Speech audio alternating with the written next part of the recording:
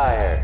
For those of you who want to be a badass spy in a stealth game, well, guess what? Ubisoft has just released the next installment in the Splintercell franchise, Blacklist. Will this game live up to all the anticipation built up around it, or is it going to get caught in the spotlight and shot down by a merc? Well, let's find out. I've located Coben. Is he alive? For now.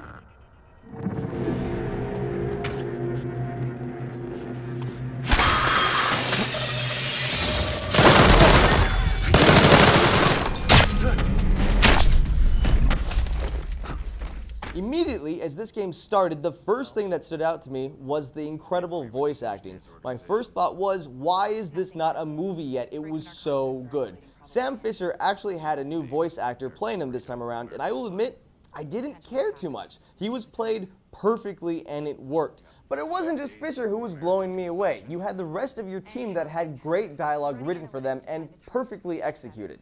Now, story-wise, I was again just as entertained. I made sure to speak to everyone during the downtime just to get more of the story. The plot is simple yet exciting. There's a terrorist group called the Engineers, and they just want to get all the troops out of other countries. And until they do that, they will make large-scale attacks on the US targeting different needs. For example, food, supplies, and oil resources. And it's your job to fly around and foil their plans. First major difference with this game versus its predecessor, Conviction, is that you have a home base between missions, which is actually a giant-ass plane that acts as a mobile command center. Here, you can upgrade your weapons, gadgets, and gear. Along with this, it also has an upgrade feature that you can add to the plane itself, which will help you unlock new weapons and mechanics, like a radar that you can use in-game, or even help you restore health faster in single-player or the multiplayer modes. Another difference that I saw in this game was that the interrogations were taken out. In Conviction, you can utilize your entire environment to find new ways to torture your victims and get the info that you needed from them. Here, the only real choices you get to make are if you want to allow someone to live afterwards or just end their life right there. Still badass, but I really like that feature from the last game. Now, control is everything in a stealth game, and this game didn't disappoint there. Getting to cover was simple, and you never accidentally popped out of cover because of faulty mechanics. You could even dash from cover to sneak up on your prey faster. In this game, you knew if you were in full stealth mode if the lights on your suit were lit up, which I found kind of odd actually. If I'm completely hidden right now, why is my suit lighting up even brighter? Seems a little backwards, but what are you going to do? The level layout I thought was also very interesting in Blacklist. I would say that the first half of this game, it felt like the levels were much more open than in past titles. Whether you were in the backyard of a giant mansion or storming a military camp, it was much easier to get caught. But then in the second part of the game, it started to narrow it up when you were in more buildings and you can just hide in the shadows and corners. Now, while you're sneaking around, you can choose to fight one of three ways. One is an all-out balls-to-the-wall, guns and ammo everywhere. Or there's my favorite mode where you can actually stalk your enemies, then kill them. So maybe throw a gadget to throw them off and then sneak in and slice their throat.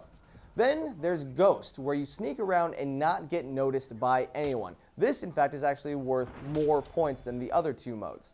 Now, each way progressing through a stage will get you points like I just said, and these are allowed to upgrade your gear, your guns, and your gadgets. Now, these points will also be used for your multiplayer modes as well, where you can build your own classes. Now, speaking of multiplayer, you had your co-op mode, and of course, Spies vs. Mercs is back. Now, let's look at co-op first. Each of your other teammates have co-op missions that you can go on. Now, nothing is more fun than communicating with your friend and pulling off a dual execution. It's very rewarding, but also kind of funny that you can play these co-op modes by yourself. So, just in case you're antisocial, you're not going to be missing out anything here. Then, finally, the multiplayer Spies vs. Mercs. There's a few different modes you can play, but you can't unlock them until you've actually leveled up a few times, which I did not like at all. If I want to go in and just start with some deathmatch, I should have that option. So I'll be honest, I didn't get a chance to play many of those other modes because I didn't have time to unlock them. But what I did play was the classic Spies vs. Mercs, and I was entertained. Now, Spies play in third person, trying to hack these terminals where Mercs are stuck in a first person mode, hunting them down. Now, speaking of FPS mode, there were a few moments when you played as a secondary character in the main story and you're stuck in a first-person shot. Now, I didn't like that at all because it wasn't needed in the story and it just makes being stealthy very difficult. But hey, that only happened a few times, not too much of a big deal.